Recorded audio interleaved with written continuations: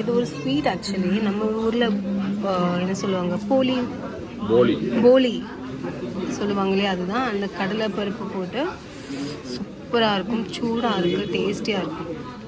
And இந்த ஷாப்பில் இது ரொம்ப ஃபேமஸ்.